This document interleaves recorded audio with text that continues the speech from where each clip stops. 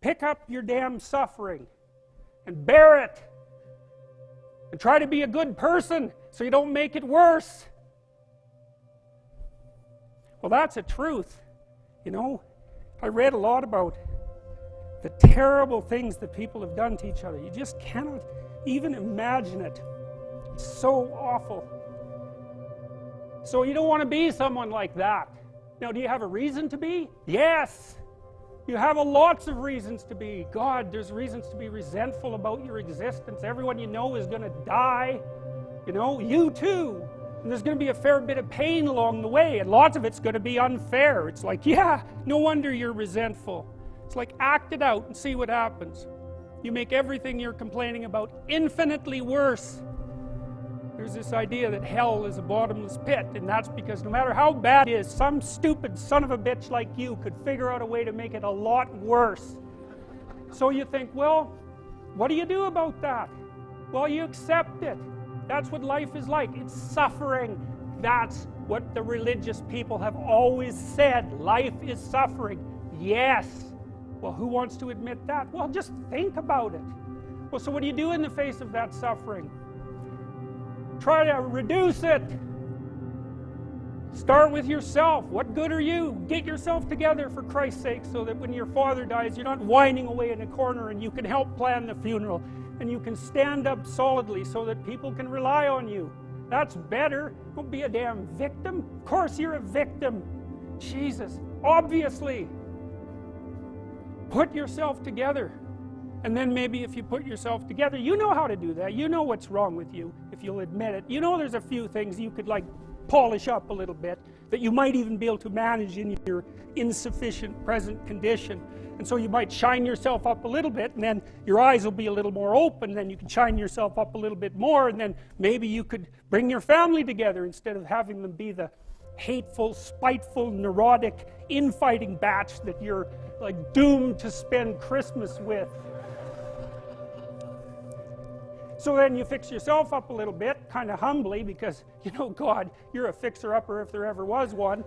And then you got to figure out, well, can you figure out how to make peace with your idiot brother? And probably not, because he's just as dumb as you, so how the hell are you going to manage that? And so then maybe you get somewhere that way, and your family's sort of functioning, and you find out, well, that kind of relieved a little bit of suffering, although it reduced the opportunities for spiteful revenge, and that's kind of a pain in the neck. And so then you get your family together a little bit, and you're a little clued in then, at least a bit, because you've done something difficult that's actually difficult. You're a little wiser, and so then maybe you could put a tentative finger out beyond the family and try to change some little thing without wrecking it.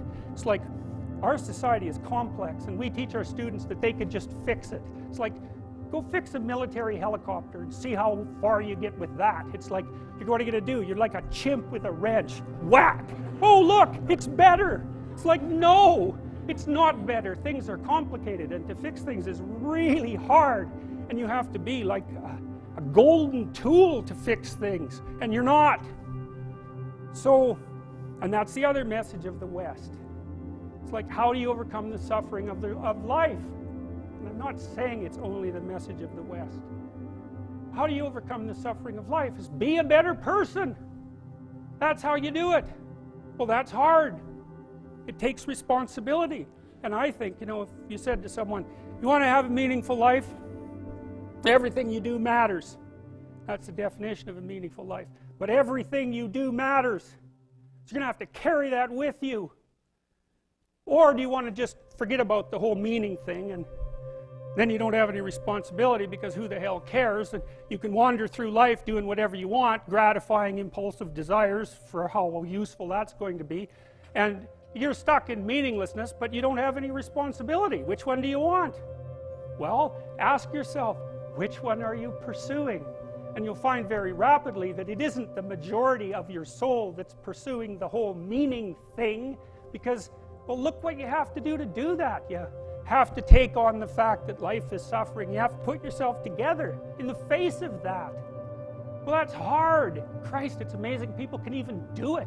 I'm stunned every day when I go outside, and it isn't a riot with everything burning. Because really, God, you talk to people, it's like, I knew this guy. He'd been in a motorcycle accident and it really ruined him, and he was like a linesman, you know, working on the power, and he was working with someone who had Parkinson's disease, and they had complementary inadequacies, and so two of them could do the job of one person, and so they're out there fixing power lines in the freezing cold, despite the fact that one was 3/4 wrecked with a motorcycle accident and the other one had Parkinson's. It's like, that's how our civilization works. It's like, there's all these ruined people out there, they've got problems like you can't believe. Off they go to work and do things they don't even like, and look, the lights are on. My God, it's unbelievable. It's a miracle. It's a miracle. And we're so ungrateful. College students, the postmodern types, they're so ungrateful. You know, they don't know that they're surrounded by just a bloody miracle. It's a miracle that all this stuff works. That all you crazy chimpanzees that don't know each other can sit in the same room for 2 hours sweltering away without tearing each other apart, because that's what chimps do. So, anyways, so what happened? Well, I made some videos and I got to the bottom of some things, at least as far as I can tell, so I told you what the bottom is, and then I've got this idea about what you might do about it, which isn't my idea. It's not my idea.